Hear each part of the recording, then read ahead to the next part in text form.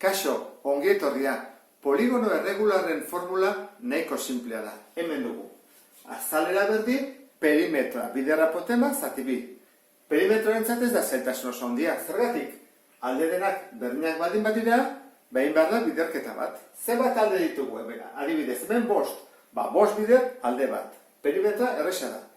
Apotemarekin zailtasun gehiago dago. Edeman egiten digute, apotema, badakizu dela zuta bat, aldearen erditik doana zentroraino, eman behar digute erradioa. Apotema ematen behar digute, simpleagoa da, zuzenean atatzen dugulako. Erradioa ematen behar digute, orduan Pitagorasen teorema aplikatu beharko dugu. Diferentzia handi bat dago, pentagonoa, heptagonoa, oktogonoa, guzti hauek hexagonoarekin.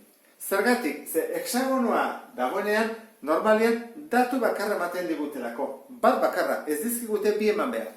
Beste hauetan, bi. Aldea eta radioa, apotema eta radioa dagona, Baina hemen bakarrakin nahikoa da. Zergatik, hemen barruan ditugun guztiak ateratzen zaizkidulako triangelu aldekideak. Az gaitezen orduan. Pentagon honetan, hau zer da? 14,5. Orduan, honetan dituko dugu oinarri bat, edo alde bat. Orduan, perimetroa kalkulatzeko nahiko erresa da. 5 aldiz, 14,5. 72,5 zentimetro. Eta 10 hori zer da? Apotema hori. Orduan, hori izango da, guazen egitea. Azalera berdin, perimetroa 72,5, bider apotema 10, zati bi. Biderran bat, alda, zazpireun 25 zati bi, eta zazpireun 25 erdia, 72,5 zentimetro karratua. Horain bai dela karratua.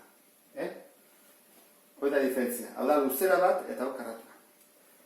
Beno, hau pentagonari buruz. Hexagonekin zer gertatzen da? Esan dugun bezala, Hemen aldekideak dira triangelu guztiak. Orduan, jarri dezakun hau, adibidez. Itemen triangelu hori, hau zenbatekoa da? 10 baita ere, aldekideak dialako. Hexagono batean. Orduan, atako dugu triangelua.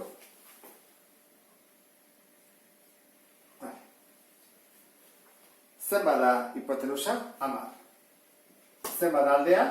Honen erdia, ez da? 5. Eta altura, ez dakigu. Hoi da, apotema. Gu bilatzen ari gerana. Bestela ezin dugulako formula aplikatu. Guazen egitea. Hipotenusa berdi. Berdi, 5 berdi, gehi A berdi. Hau da, 100, hau da, 25, eta A berdi. Ketze pasatzen badugu, 75. Berdin, A berbi, eta horren A da, bierro, 75. Gutxe gora bera, 8 bider 8, 74, 9 bider 9, 81, pasen geha 9-ekin, eta 8-ekin ez geha iristen. Horra erdian jarriko dugu gutxe gora bera. Berdin, gutxe gora bera, 8 terdi. Zentimetro. Baldin baina zentimetroak. Orduan, baldin badakigu apotema zen bade, guazen egitea. Azalera, berdin. Perimetroa.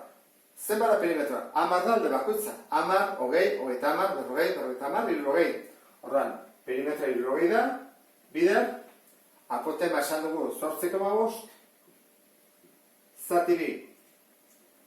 Eta hori da, 255 zentimetro karratu. Eta honekin bukatuko genituzke poligono erregularak. Beste bat arte, agur!